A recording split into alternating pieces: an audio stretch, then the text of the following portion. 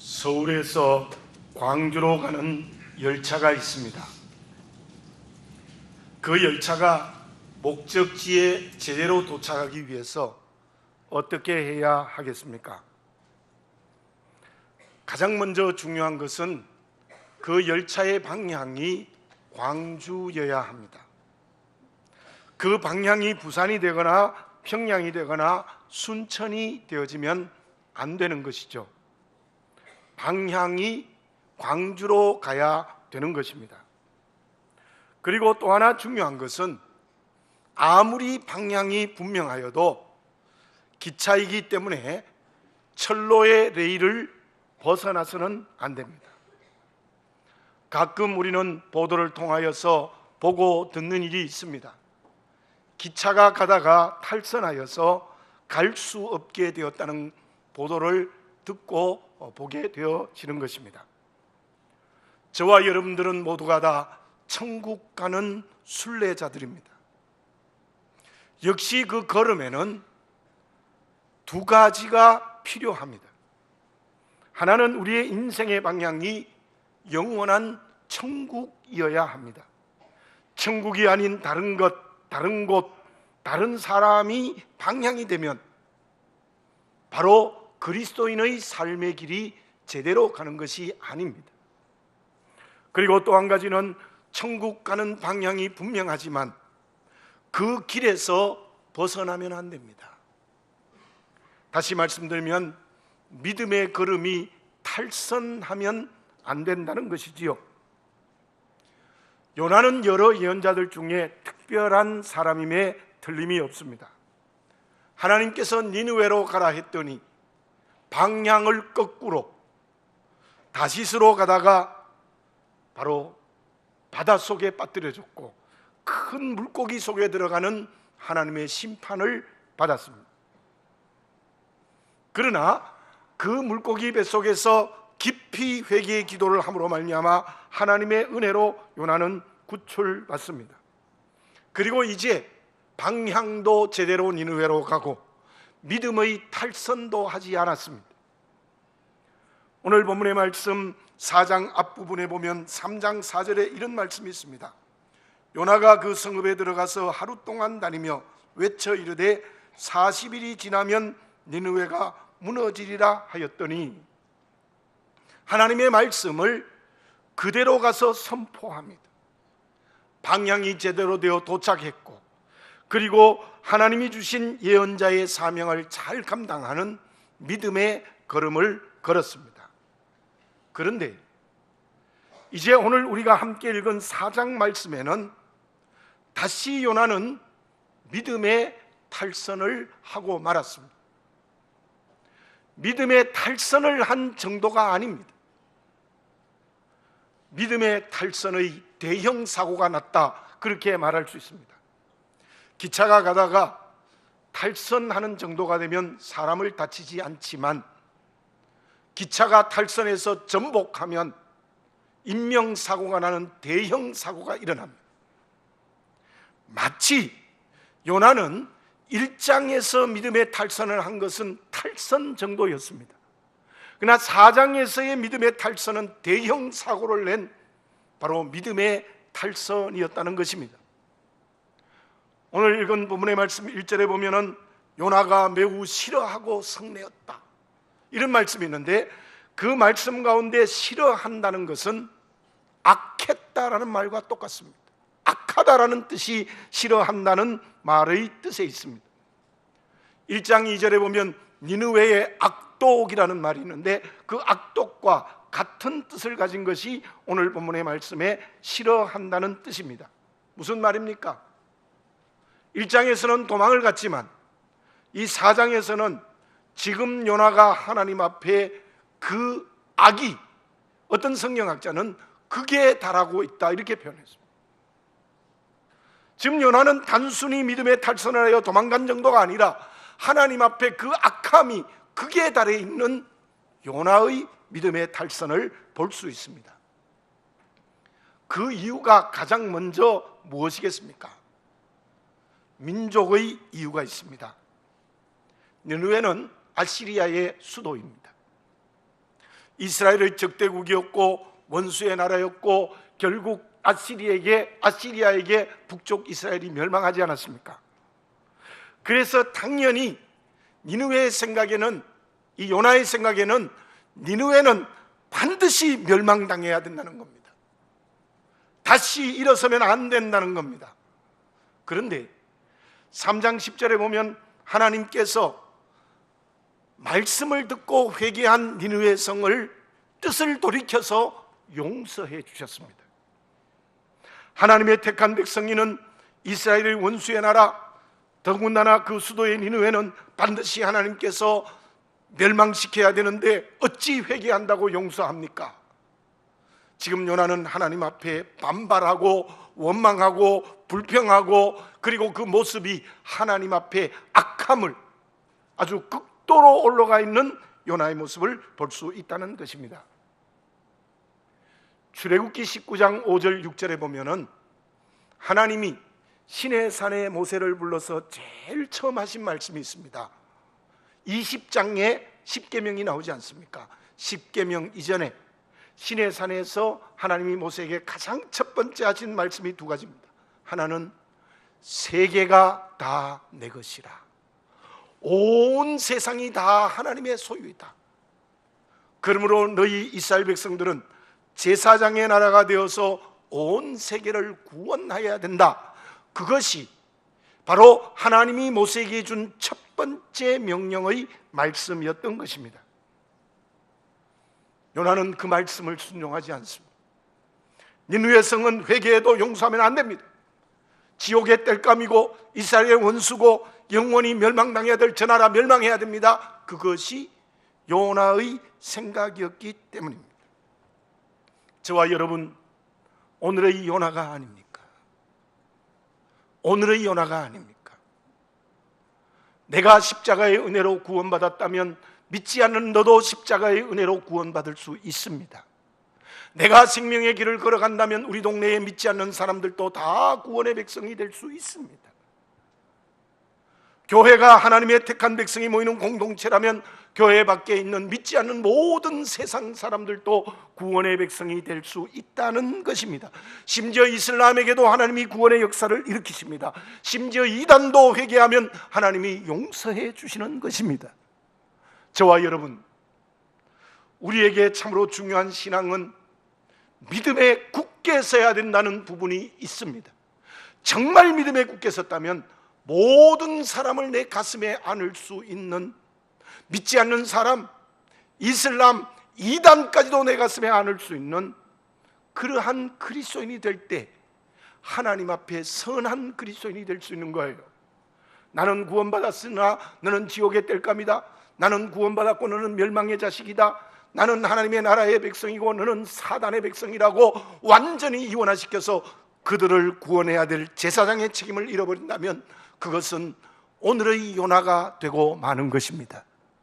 저와 여러분, 내가 오늘의 요나가 아닙니까? 다시 한번 나를 바라보시고 십자가의 은혜로 구원받았다는 믿음에는 굳게 서시고, 그리고 이 세상 모든 사람을 내 가슴에 안을 수 있는 하나님이 기뻐하시는 그리스도인이 되어지시기 바라겠습니다. 그러면 요나가 믿음이 탈선했다는 것이 민족적 이유 때문이라면 우리 민족만 구원받고 다른 민족은 다 멸망해야 된다고 말하는 요나의 탈선된 믿음의 이유가 오늘 본문의 말씀에 담겨 있습니다. 그것이 무엇입니까? 저는 39살이 들던 해에 서울 목동에 왔습니다. 목동 지역에 온 지 만 26년이 넘어섰습니다. 그런데 제가 설교하는 사람이고 강의를 하는 사람인데 처음에 가장 힘들었던 게 무엇인가 하면 사투리였습니다.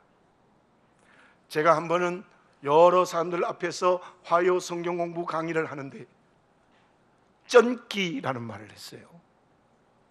무슨 말인지 알아들을 수 있겠습니까? 그랬더니 한 집사님이 목사님 쩐기가 뭐예요? 이렇게 물어요. 그것은 윈전, 전기, 전기를 제가 쩐기라고 말해서 혼이 난 적이 있습니다. 뿐만 아니라 하나님의 의가 잘 되지 않아서 하나님의 이 이렇게 표현을 했는가 하면 모른다는 말을 모나 이렇게 얘기해가 무슨 뜻인지 사람들이 몰랐어요. 뿐만 아니라 영어 발음도 제대로 되지 않아서 유욕이 제대로 안 돼. 윤욕 그랬더니 무슨 말인지 몰랐어요. 그래서요 제가 그 사투리 고치려고 굉장히 노력을 했습니다. 내가 서울에서 다양한 사람들이 모이는 곳에 설교를 해야 되는데 액센트는 좀 바꿀 수 없더라도 말은 표준말을 해야 되지 않을까 그렇게 생각했어요. 제가 사탕을 물고 연습을 했어요. 진짜요. 이 볼펜을 입에 걸고도 연습하고 사탕을 물고도 표준말을 하려고 굉장히 연습을 많이 했습니다. 그 연습한 결과가 오늘 이 정도입니다. 그런데 지금도 고쳐지지 않는 사투리가 있어요. 지금도 다른 부분도 많이 고쳐지지 않으면 특별히 안 되는 게 무엇인가 하면 지금부터가 잘 안 돼요. 이제부터 지금부터라는 말에 제가 설교 원고를 쓰면 별표를 해놓거든요. 제대로 하라고. 근데 자꾸 버터가 돼요. 지금부터. 설교를 하면 나도 모르게 설교에 매이면은 지금부터가 돼버려요. 사람이 습관을 고친다는 게 얼마나 어렵습니까?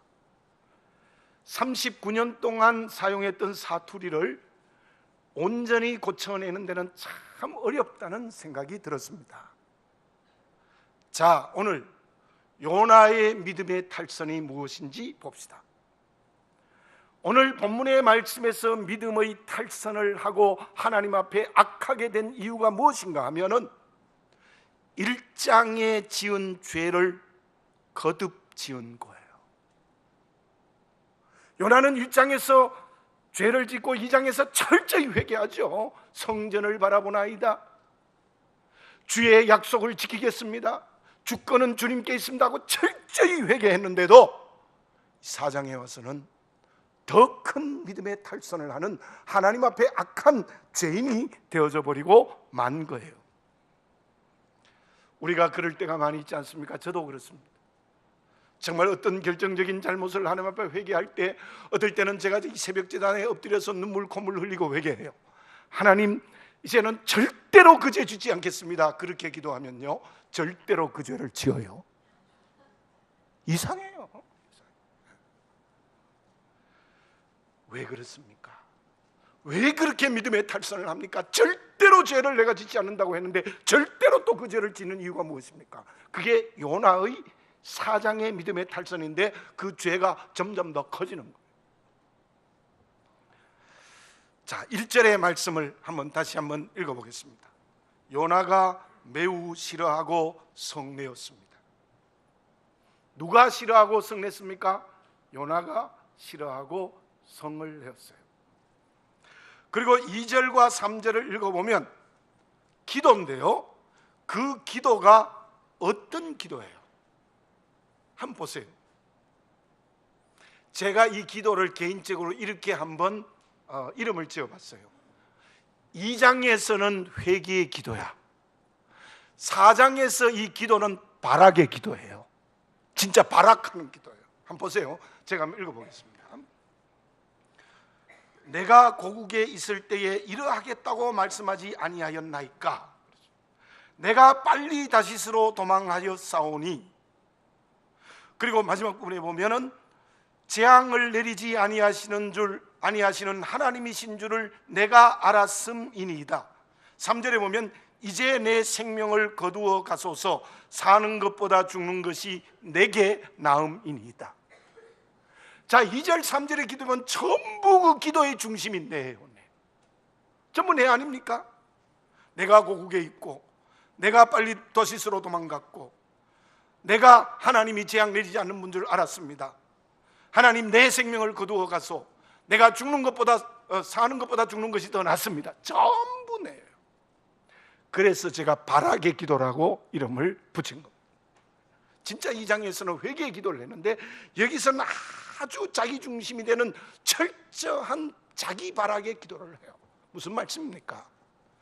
요나의 이때에는 하나님의 뜻이 내게는 없었습니다. 하나님의 생각, 하나님의 섭리, 하나님의 인도 전부 없었어요. 전부 요나에게 있었다는 건 무엇이냐면 이기적인 자기밖에 없었던 거예요. 참으로 그때 요나는 영적인 옹고집쟁이에요. 다시 말씀드리면은 요나가 믿음의 탈선을 하고 하나님 앞에 악하게 된 결정적인 이유는 무엇인가 하면은 하나님 앞에 진짜 겸손하지 못했어요. 그것도 교만인데 어느 정도의 교만이나 자기는 믿음을 가지고 교만의 고개를 높이 쳐들고 있는 모습이었다는 것입니다. 지난번에도 말씀드렸습니다마는 엘리야의 기도와 비교해 봅시다. 열왕기상서 19장 4절에 보면 엘리야 역시 자기의 생명이 죽을까 봐 두려워하여 저 남방 땅 부엘세바 로뎀 나무 아래서 이렇게 기도했습니다. 여호와여 넉넉하오니 내 생명을 거두시옵소서. 내가 조상들보다 낫지 못하나이다. 그때 엘리야의 기도는 죽여달라는 기도를 했지만 그 기도는 자기 절망의 기도였어요. 나는 이제 능력이 없습니다. 가능성 없습니다. 이세벨의 칼 아래서 벗어날 길이 없습니다. 그러면서 나를 죽여주십시오라는 절망적인 기도였어요. 그러나 오늘 본문의 말씀의 요나 기도를 보십시오. 내용은 비슷해요. 역시 3절에 죽여주시옵소서. 어떻게 똑같아요? 그렇게 죽여달라. 그런데 그 죽여달라는 이유가 뭐냐? 하나님 내가 옳습니다. 하나님 틀렸습니다 이 말이에요. 하나님 내가 옳습니다. 하나님 틀렸습니다. 그러니 날 죽여주십시오. 완전히 하나님께 뛰어드는 악한 발악의 기도를 한 것이에요. 그리고 요나는 결국 어떻게 했습니까? 5절을 읽어보겠습니다. 요나가 성읍에서 나가서 그 성읍 동쪽에 앉아 거기서 자기를 위하여 초막을 짓고 그 성읍에 무슨 일이 일어나는가를 보려고 그 그늘 아래에 앉았더라. 이제 요나는 나는 할 일 다 했다 하고 밖으로 나가버렸어요. 그리고는 동쪽 언덕 위에 올라가서 자기를 위하여 나의 초막을 지었습니다. 하나님을 위해서가 아니에요. 자기를 위하여 초막을 딱 짓고는 저 니느웨가 멸망하나 안 하나 멸망할 것이다 라고 보고 있었던 모습이 바로 요나예요. 기가 막히는 현장이에요. 자기를 위하여 나의 초막을 지었어요.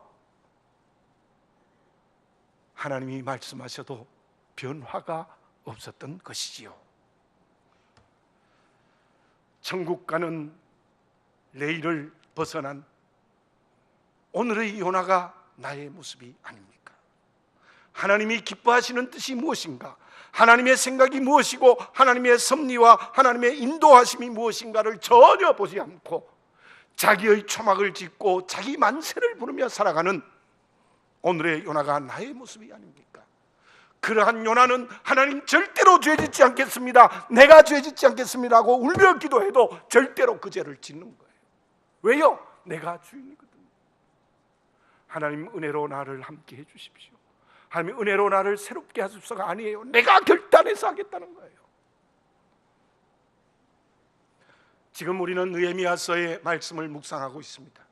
느헤미야서 8장과 9장을 지난 주간에 묵상한 말씀인데 계속 읽어보면 느헤미야는 참으로 어려운 고초 가운데 성벽을 재건했죠. 근데 성벽을 재건하는 것만으로 끝나지 아니하고 영적 부흥운동이 일어났습니다. 에스라를 통하여 말씀을 낭독하게 하고 온 백성들이 모여서 그 말씀 앞에서 아멘 아멘, 하나님 지금까지 우리는 내 뜻대로 살았습니다, 말씀대로 살겠습니다, 아멘 아멘 회개하는 역사가 일어났습니다. 성벽 재건은 백성들의 마음의 변화를 일으키는 혁명적 역사가 일어났어요. 그래서 그들은 초막절을 지키라는 말씀을 듣고 여호수아 이후에 처음으로 초막절을 지키는 말씀 순종하는 영적 대부흥 운동이 일어난 게 바로 느헤미야서 8장 9장에 나오는 말씀의 내용입니다. 갈라디아서 2장 20절에서 바울은 어떻게 고백하고 있습니까? 내가 그리스도와 함께 십자가에 못 박혔나니 그런즉 이제는 내가 사는 것이 아니요 오직 내 안에 그리스도께서 사시는 것이라.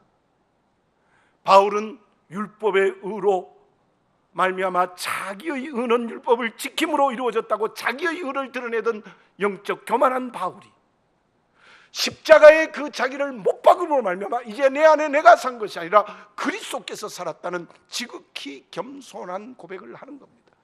사랑하는 교우 여러분들, 우리는 십자가의 은혜를 체험해야 됩니다. 십자가를 통과해야 됩니다. 십자가를 통과했다는 것은 영생 얻은 것만으로 끝나지 아니하고, 정말 십자가를 경험하고 체험하고 통과했다는 것은 내가 십자가에 못 박혀 죽어야 되는 겁니다. 그리고 내 안에 그리스도께서 사시는 역사가 일어나야 된다는 것입니다. 오늘의 요나는 누구입니까? 내가 요나가 아닙니까? 지금도 나의 초막을 만들어 놓고 그 초막 속에 살아가는 내 모습이기 때문에 하나님 앞에 악한, 신앙적으로 교만한 요나가 되어져 버리고 마는 것입니다. 오늘 이 시간 우리 모두 바울처럼 십자가의 나를 못 박는 성령의 능력을 체험함으로 말미암아 내 안에 그리스도께서 살아계시는 역사를 정말 체험하는 그리스도인이 되어져야 될 줄로 믿습니다. 그러면 진정 내가 십자가에 못 박을 수 있는 방법은 무엇입니까? 어떻게 해야 되겠습니까? 하버드 대학의 경영대학원 교수인 클레이턴 크리스텐스는 경영 이론 가운데 최근에 파괴적 혁신이라는 이론을 내었어요. 대개의 기업은 기존 시장을 유지하기 위하여 개선에 몰두한대요. 부가 서비스를 개발하여 가격을 높여나가는 겁니다. 예를 들어서 휴대폰을 만들면 자꾸 일부분을 자꾸 개선을 해서 가격을 높이는 겁니다. 그래서 뭐 1, 2, 3, 4, 5 이렇게 나가는 겁니다. 그런데 어떤 기업은 똑같은 제품으로 파격적으로 싼 값으로 시장에 내어놓는다는 겁니다. 그것을 파괴적 혁신이라고 합니다. 성공한 기업이 여럿 있습니다. 원목 가구로 승부한 이케아, 우리나라에도 들어왔습니다. 저가로 승부한 월마트, 화장품의 거품을 뺀 미샤와 페이스샵, 그리고 중국의 휴대폰 업체인 샤오미, 이 때문에 우리나라 휴대폰이 야단났습니다. 21세기의 기업 경영은 개선이 아니라 파괴적 혁신을 해야 살아남을 수 있다고 말한 경영 이론입니다. 물론 이 경영 이론은 다른 기업이 피해를 당하는 어려움도 있다고 말하기는 해요. 자, 경영 이론이 그런 것 같이 우리의 믿음의 길이 그런 변화를 한번 체험해야 돼요. 하나님 앞에서 내 뜻을 고집하고 내 방법대로 살아가고 기어코 하나님이 틀렸습니다, 내가 옳습니다라고 하는 것이 완전히 한번 무너지는 체험을 해야 된다는 거예요. 한번 내가 부서져 버리는 역사가 일어나야 돼요. 거울이 깨어지는 것처럼, 그릇이 바싹 깨어지는 것처럼 정말 내가 무너지고 부서지는 큰 체험을 해야 된다는 거예요. 바울이 어떻게 그 체험을 했습니까? 다메섹 도상에서 주님을 만나고 난 다음에 그가 내가 완전히 무너진 겁니다. 다메섹 도상에서 예수님 만나고 나서 그는 완전히 자기가 파괴되어지고 그리스도 안에서 사는 사람으로 변화되어졌다는 겁니다. 그런데 그럼에도 불구하고 끝까지 자기를 버리지 않는 사람의 얼굴 모습은 어떨까요? 물론 우리 성화의 가정에 조금씩 개선하는 거 필요해요. 말씀과 기도와 성령의 인도하심으로 우리가 하나씩 바꿔나가는 필요합니다. 그러나 어떤 경우에는 정말 한 번에 무너져 내리는, 내가 십자가에 못 박아 죽는 성령의 은총을 체험해야 될 줄로 믿습니다.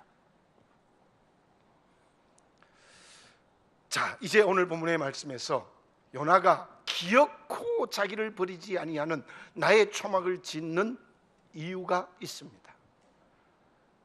또 그 모습의 얼굴은 어떠합니까? 6절을 제가 읽어보겠습니다.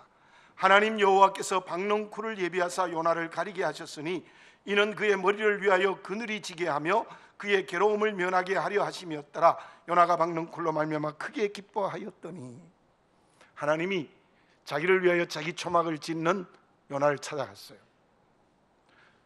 지금의 중동 지방이 오늘 본문의 말씀에 나오는 니느웨입니다. 얼마나 무덥습니까? 정말 뜨거운 지역이거든요.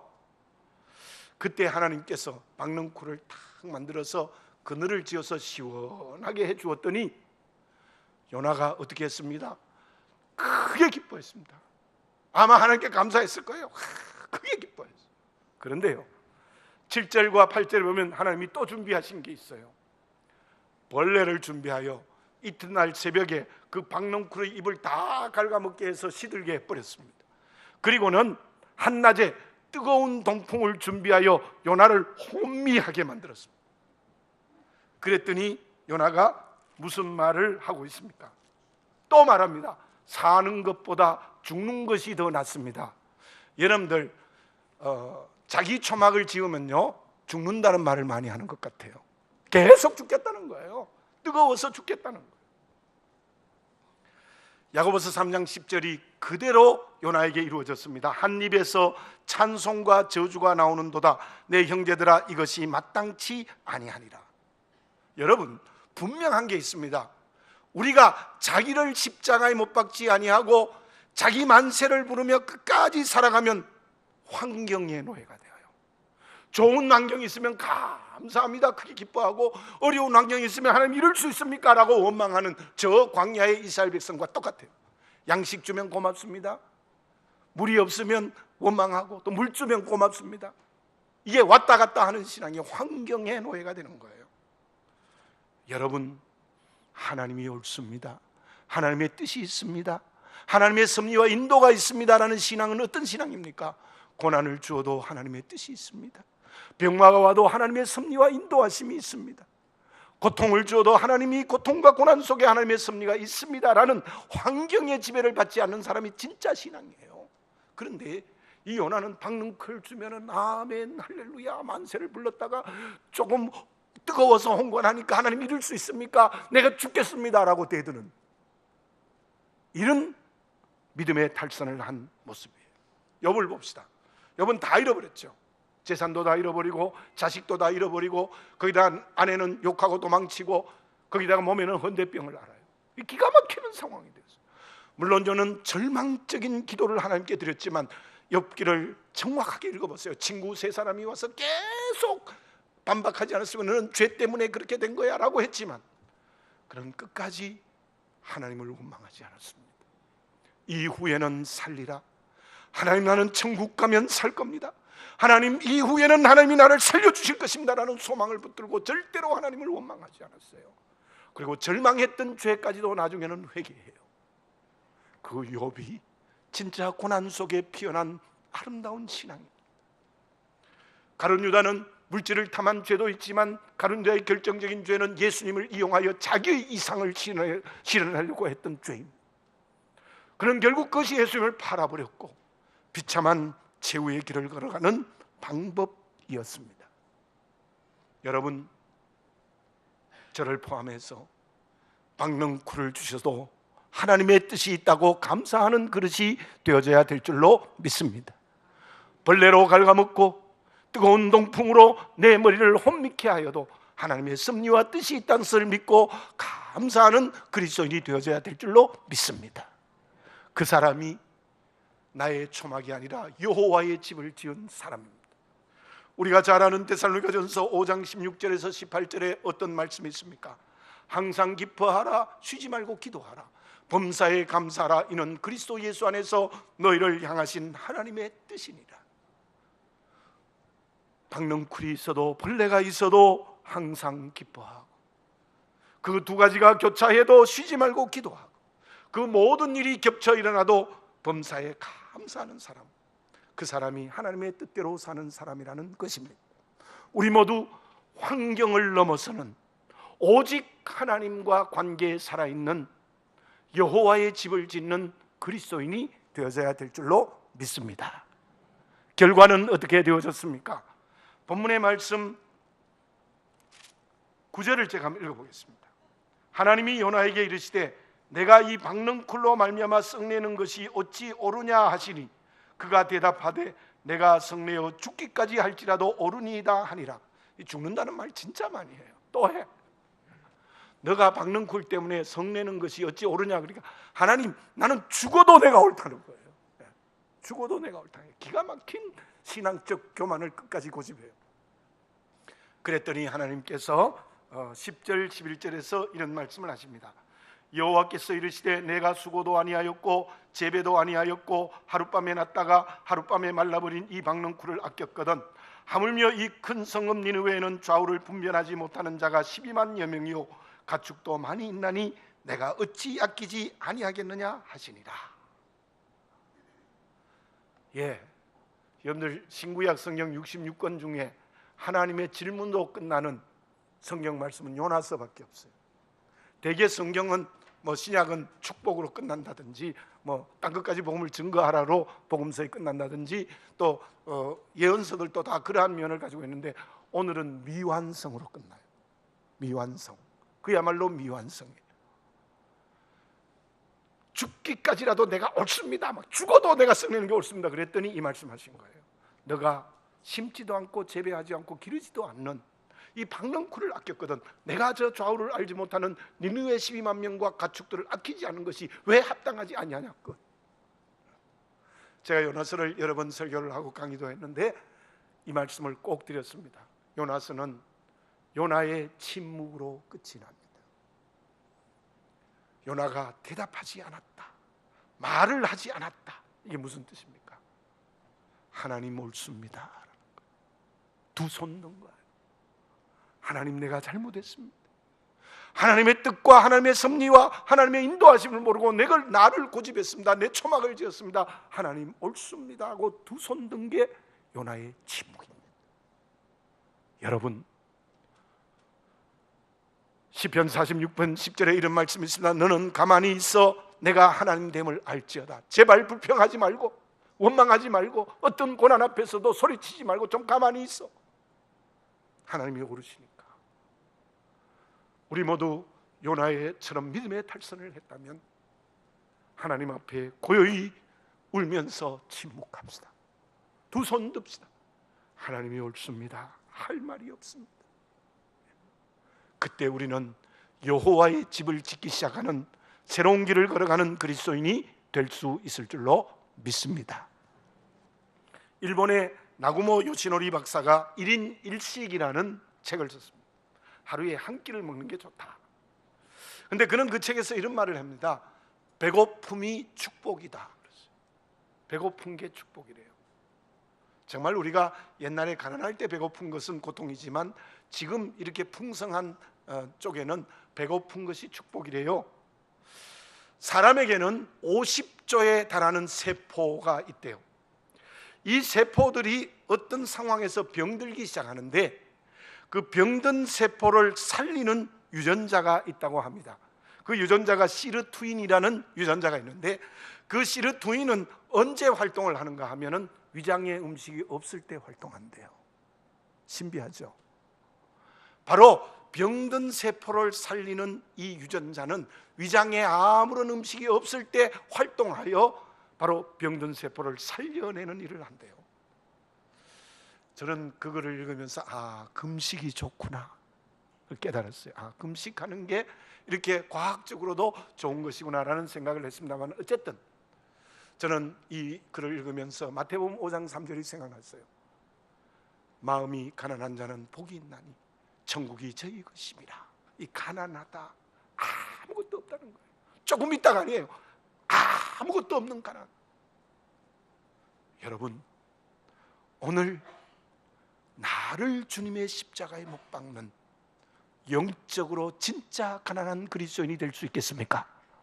그렇게 될 때 하나님의 성령이 와서 내 영적인 병을 치유할 줄 믿습니다. 그리고 우리를 여호와의 집으로 살아가게 하는 큰 은혜를 주실 줄로 믿습니다. 6월 한가운데에 오늘 이 예배를 드리면서 다시 한번 내 마음이 가난해져서 성령이 와서 내 영적인 병을 다 치유해서 하나님 중심의 신앙 여호와의 집을 짓고 그로 말미암아 성령의 능력을 충만히 새로 채우셔서 제사장 예언자의 사명을 잘 감당하는 우리의 길을 걸어가야 될 줄로 믿습니다. 기도드리겠습니다. 사랑하는 아버지 하나님 감사합니다.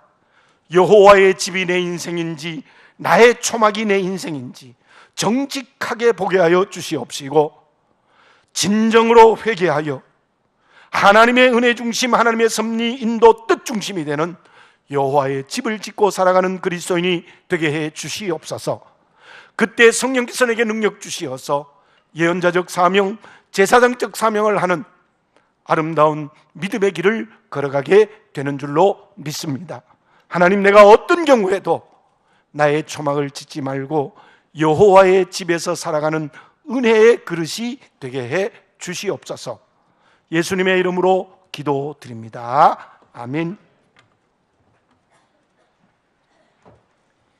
찬송가 436장으로 하나님께 찬양을 드리겠습니다.